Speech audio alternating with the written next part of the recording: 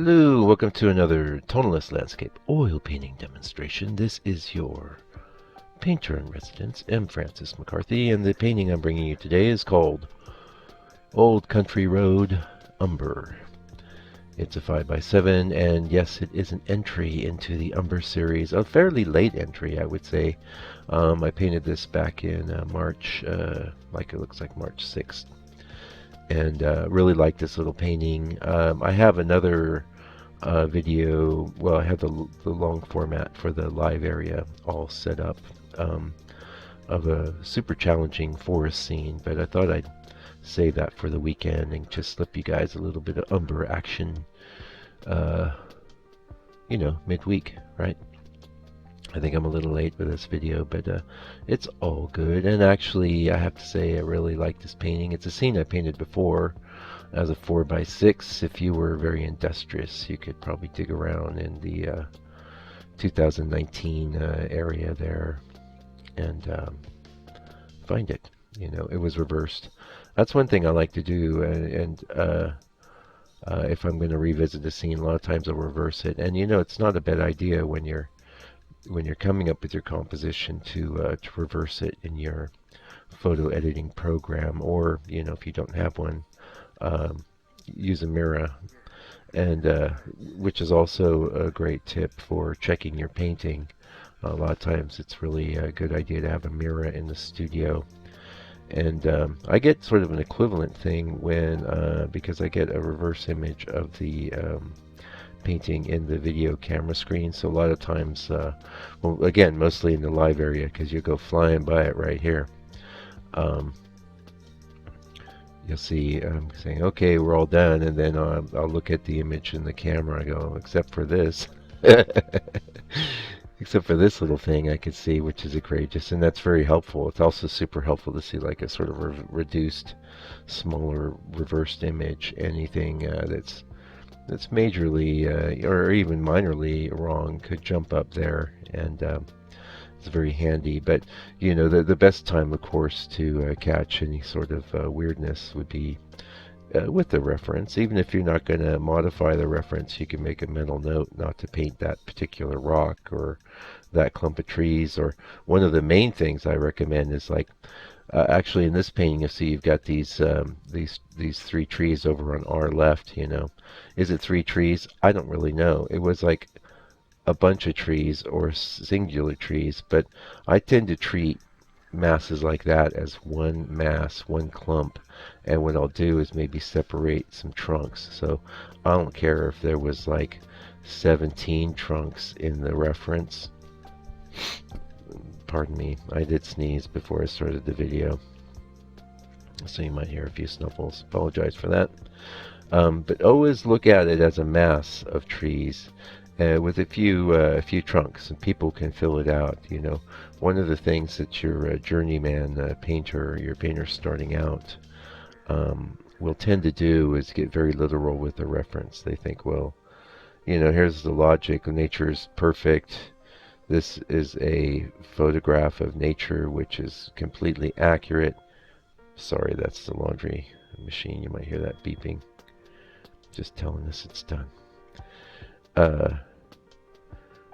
Nature's perfect. This is a accurate photograph of nature that's correct in every detail. Therefore, the photograph is perfect. And if I want to make a perfect painting, I will copy every single element from the photo onto the painting, and that is probably the worst thing you could ever do. Now, there are occasions when you have photos that are nearly perfect, usually done by professional photographers, I might say. When I do photography, it's really just to capture the skeleton of the landscape. I see a mass of trees in relation to maybe some water, or maybe just a mass of trees in relation to the horizon, and I know I could maybe throw a road or a path in there. Or definitely as far as the sky goes, I really don't mind when I'm taking photos. If the sky's a little blown out, you can retrieve a bit of that in Lightroom, Photoshop Lightroom. But the fact of the matter is I'll be looking at different reference for a sky and most likely compositing some different reference for the sky. And that's gotten super easy these days. If you own a copy of Photoshop, there's a sky replacement tool now. It works really well. I have to say, it's saves me maybe 20 minutes or a half hour on what my former painstaking process that I came up with, and have used for 15 years or 20, I don't know, long time, very long time. So what else we want to talk about? Because I could break out my book, I could break out my composition of outdoor painting, but we're just hanging out this morning, and actually it is April 22nd. Sorry for the sniffle. 2021. What an exciting and interesting year this has been, eh? Yeah. I have to say, personally, I'm not even following news anymore. I can't take it. And we can't let the events and unfolding in the outside world mess up our day. I don't think that it's good to know what's going on, and you can't help but know. People will let you know if anything really significant is happening. Otherwise, I think I found that starting my day off without any news has really made much better days. And for my part, I just want to, uh, try and learn something new every day. Try and create something beautiful every day, whether it's a painting or some music or something. Um, I'm trying to understand a bit more about the nature of reality every day, and I try and help somebody in some way every day. And that's a lot of the reasons why I put these videos up, just to kind of help people that are interested in painting, which is something I'm super interested in. You know what? We could talk a little bit about the colors in this. I'm going off of memory. If you really want the actual lowdown members area live videos, that's where it's at, because that's me talking as I'm creating a painting. And now here we are, getting a little while back. It's over a month. So my recollection is, though, that like those grays in the sky, that is basically raw umber and white. I don't believe I'm bringing in a lot of black. I might be having a touch.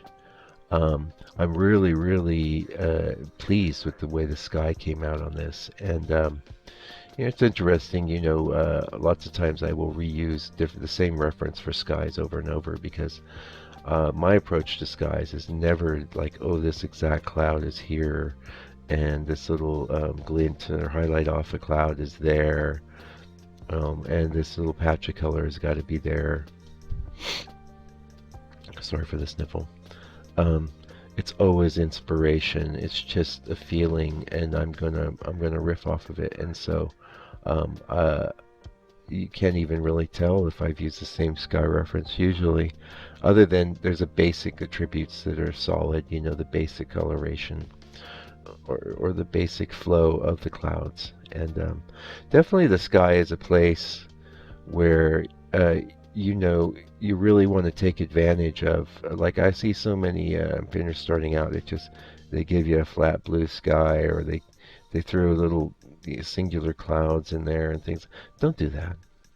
What you really want to do is get zoomed out a bit and think of the sky as commenting on the composition of the landforms. So here you can see I chose, like, I have a little bit of an arc rolling, from the middle right, coming further right, and then zipping over around. That's the most distinguishing, and that definitely complements that one tree, which is a pretty unique sort of tree.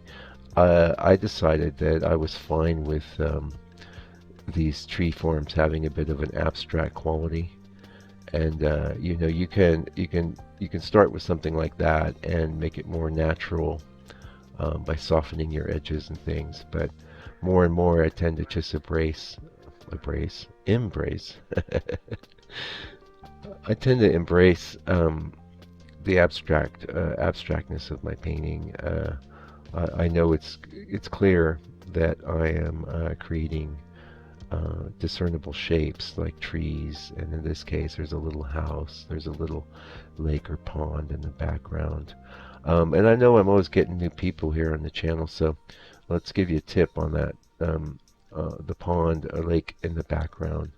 If you were, not always, but generally, if you're perceiving a mass on the other side of a body of water or something, it looks much larger to you than it will appear in your photographic reference. Mostly due to the when we're trying to shoot pictures of landscape, I think we tend to go towards the widest angle our camera can manage. I know I do. And even without that, it will flatten the scene out. So one of the main things you can do to bring more realism and more of a painterly feeling to your scenes is make sure like that's a bit of a, we don't know what it is. It's some hills in the background on the other side of a pond or a lake. It could even be the seaside. We don't know, but always make those shapes much larger. I'd say 3 to 4, 5 times larger than they're appearing in your reference. You know, lots of times in your reference will just be these little slivers, which will just look like little arrows or little points. You know, you got to make that stuff bigger, and that's a lesson I learned a long time ago, and I've talked about it on the channel. Where, but it bears repeating, I think, because it's really important. Where I had shown my a friend of mine a painting I'd done of some ponds, and he's like, "Well, this is a really nice seascape," and I'm like, "Well, why do you say it's a seascape?" And he's like, "Well, look how far away those shapes in the background are, or whatever." And I was like, "Ah, yeah, it does look like a seascape," and you know, because you're in it, you don't see it. So this is, yeah, I'm gonna hit you again on this. I always do. Experience. Because experience is, after you do something a while, you're walking by your painting in your studio, or you've got it hanging up in your room or the hall. You keep looking at it, keep looking. At one point in time, that revelation will come to you, and you'll never make that mistake again, right? And that's, I mean, it's one thing for someone like me to give you a tip. And actually, it can be life-changing for someone like me to give you a tip, because it could open your eyes way before they might have been opened without that insight and input from me. You know, like you could look at a painting you've done recently and go, "Oh man, he's right. Gosh, well, I won't do that again." You know, so that's a time saver. But how many of these things there are in landscape painting? It's like, it's a multitude. I have to say, it goes on and on and on and on and on. And even if you might have that right, you might be painting compositions that aren't quite right. You know, and that's even, you know, if you come to someone like me, I could point out problems in your composition right away. But you know, you don't always have access to me. Um, Although you can contact me if you want. Go through, you got the links to my website here. I love hearing from people that watch the videos, especially if they're members, man. If you're members, I feel like you're a student of mine, and you're helping support me in my painting practice, and I do my best to help and support all of my members. But you know, it's not just members. I'll help and support anybody, because I appreciate all of you. I appreciate you coming here. I appreciate you watching the videos and listening to me ramble, and hopefully gleaning some insights. And you know, what's awesome in this, we got just a minute left. You know, this age of everything's disposable. You know, as a kid outside my studio, I can't believe this guy. He's what we would call an egg out here in New Zealand. He's playing with a virtual reality headset and 2 handles. Out, it's a beautiful day. He's exclaiming. He's dancing around. He has no idea what he looks like. He's not even connected to the same reality the rest of us are. And that's okay, I guess, but really, where we put here in this beautiful, interesting reality, to spend our time ignoring that and get involved with a virtual synthetic reality, you know, that usually isn't as good. I don't think it's as good. Anyway, that's just my 2 cents. Thank you for joining me today. It's been really lovely chatting with you, and I'll be back real soon with another video. You know I will, God willing. And until that time, please do me the most solidest of favors. Take good care of yourself and your family, and get outside in the day and appreciate it. Take good care. Stay out of trouble. See you real soon.